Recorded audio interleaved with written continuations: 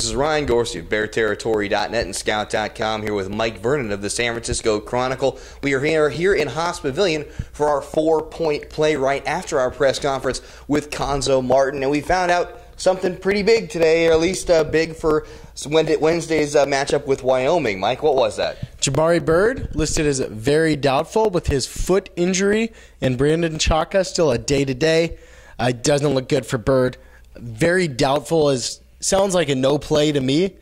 And that's the vibe I kind of got from Cuonzo Martin as well. Was they're I'm not sure when he'll be able to make it back. He hasn't been practicing.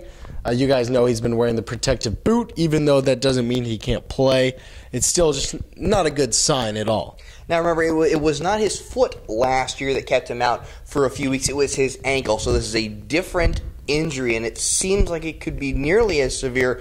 I was in Reno at the game over the weekend, and boy, did I have a lot of fun afterwards. Jabari Bird was on crutches, not just in a boot, but on crutches. So that leads me to believe that it's a little more serious than we think. Wyoming certainly thinks Jabari Bird is going to play, and I think that's why you have Cuonzo Martin leaving that leeway open so that they prepare for something they may not see. But at least in my opinion, coach's advantage. But no, I don't. It would be a big surprise to see Jabari Bird play tomorrow. And as far as the Chaka Bird situation, what it's done is, and you can kind of think of the Chaka Bird as like a little colorful little budgie that you see in a Pixar movie, right? But no, I think that the Chaka Bird situation is going to change the lineup a lot more so than it already has, because at times Cal was playing three point guards without Jabari, and then you don't have Brandon Chaka. So who do you pull off the bench? So there was a lot of lineup kind of shuffling a little bit in Reno, and I think we'll see a little bit more of that. We might see Roger Mute-Abadias take a little bit more of a role. We talked with him today a little bit about his trip to China, but what do you think? What do you think he can give to this lineup? Well, I don't think he's a great shooter, but he's long, he's athletic, he could help with some of their rebounding issues just because of how big and strong he kind of is and has become. Also, he's a good defender, so I think those are his strengths. Offensively, though, where Cal has struggled some, he's not going to be much of a help. His outside shot is still questionable, even though he's very clearly he spent a lot of time working on it, but it's still not there. So I think we'll see more Roger as your defensive rebounding guy on the perimeter, maybe obviously more Sam Singer, and then Dwight Tarwater as well playing at the 3. And that kind of leads us into our next point, particularly the perimeter aspect of the game. Cal went 0 for 3 shooting the three-pointer in the first half. That's not one player. That's the entire team shooting 0 for 3. Only 3 three-point shot attempts against Reno.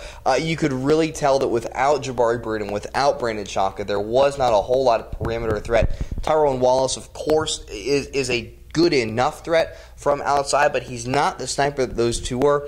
And Jordan Matthews didn't have a fantastic game shooting the 3. Sam Singer finally was able to hit one late, but he kind of passed up one early that he really should have looked like he should have taken.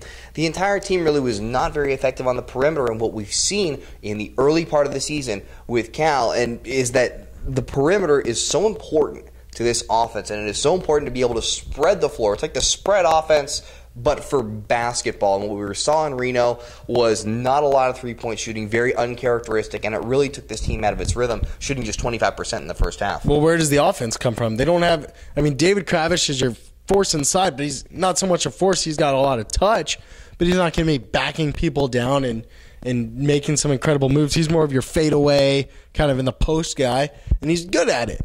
But when you're not shooting well from the perimeter, when your guards aren't doing great, when you don't have Jabari, that's why you have the offensive struggles. That's why you have Ty Wallace putting up ridiculous numbers, because he's the only guy that can really create on his own. And that is our third point. Of course, Tyrone Wallace, reigning Pac-12 Player of the Week. He's a national honors candidate. He's really taken things to a whole new level this year. Yeah, it's been ridiculous. I think the transition has gone better than anyone could have hoped for from him moving to point guard. He's big. He rebounds hard. Cuonzo said today, basically, that's because of his heart. He likes to rebound, and the numbers show it. He's 6'5". He's athletic. He's going to be bigger than any point guard trying to block him out.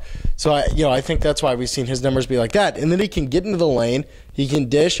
And without Jabari, he's going to be there. He's their offensive threat. And so that's why we've seen the numbers be this big for now. When Jabari comes back, they should tick down a little bit, but not much. Probably not too much.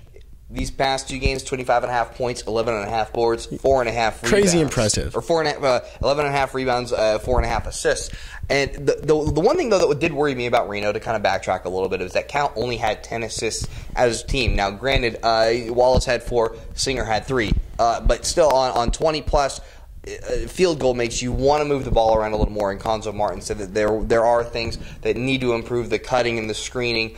Those things need to get better, and the ball movement does need to get better. As the game progressed, ball movement did get a whole hell of a lot better. Cal had 9 one-shot possessions early in the game and had only made 1 of those. And they made their next 3 in a row, and that led them into the half, and then they came back in the second half, moving the ball better, getting more opportunities, more second chance opportunities.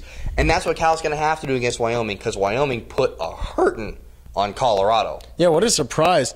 I mean, you don't think of Wyoming and think they're a great team. Colorado, picked as one of the better teams in this conference, picked above Cal, and Wyoming came in and smacked them, really held them to very few points. 33 points. Yeah, that's 56 to 33. I mean, that's a dominant win. That's a cupcake. That's a cupcake you put on your schedule just to get a win, kind of a win. Yeah, I mean, I think it's shocked. I don't know what happened in that game, if they caught Colorado off guard. It looks like Wyoming came back down to earth a little bit against SMU recently. That's their only loss of the season. But this is no cupcake opponent, as you were saying. Wyoming is going to be a tough game. Cal has had, I think, since coming back from New York, 3 single-digit wins against teams that don't have these giant names. And I think you're going to have another close, hard game against a good team that doesn't have that huge name prominence. Yeah, I mean, with Montana, you can kind of chalk that up to the fact that Travis DeCure knows a lot of these guys and recruited a lot of these guys. The only way that Nevada would have been familiar with Cal is Caleb Rodriguez, and he hasn't been around in years. I think the only guys he played with on this team maybe were Christian Behrens and David Kravish, and he played all of 6 minutes during the game. So there's not a whole lot of crossover there. So that was it was a little odd. I think that the closeness, the proximity of the Nevada win was more due to the fact that Cal did not have Brandon Jaka and Jabari Bird, and when you're missing one of your key starters and one of your primary backups that had really just not a good sign, had just come back, he was just eligible, and then he goes and sprains his ankle on Friday. So to not have that perimeter aspect to the game, I think Cal's going to need to have to get out and run a little bit. A lot this week. I hope they have gotten out and run a little more this week in practice, because, of course, the game is on Wednesday at 8:05. A nice late night for us. But they're shorthanded. They've had coaches having to go in and play during the 4-on-4 and 5-on-5. I mean, they're certainly shorthanded, but I don't take as much stock into Chaka being out, mostly because he barely has played this season. He played 1 game. Cal didn't look great in that. And, I think you just need a better game from a guy like Sam Singer and Roger and Dwight Tarwater. The guy I really want to see have a good game, Jordan Matthews. Well, yeah. That alleviates almost all of your offensive issues if he's shooting well. You have a three-point shooter, you have a sniper, you have a guy who can get back and defend and rebound because he's big and long and strong enough. And really, Jordan Matthews, I think if we're going to pick an X factor for this game, it's got to be him. Yeah, I agree with that. I think if he's shooting well, the whole offense is going to open up. The floodgates can open, especially when you've got a guy that can get into the paint, that can drive like Wallace and dish out. Also, though, what about David Kravish? I mean, he's the kind of guy that you expect that could really put a hurting on Wyoming and be that guy that they can't really match up with. But he really needs to start demanding the ball more, and he did not do that against Reno. He has not done that in the past. We've seen him a flash here or there of him really demanding the ball, but nothing close to, I think, what Cuonzo Martin wants to see from the big man. No. I mean, he needs to be taking more shots. He needs to be taking better shots. Cal needs to be coming down the floor and looking for their senior big man. And I think that will also help, because then you don't have this stagnant situation where you hope Tyrone Wallace gets in the lane and makes a good pass or finishes. Yeah, because that's kind of where they're stuck right now. We can't be the Wallace offense. It has to be everybody. Right. And that'll do it for us here at Haas Pavilion. For Mike Vernon of the San Francisco Chronicle, this is Ryan Gorsey, publisher of BearTerritory.net for Scout.com. Thanks for playing along. We'll catch you on the flip side. You know it! You know the story!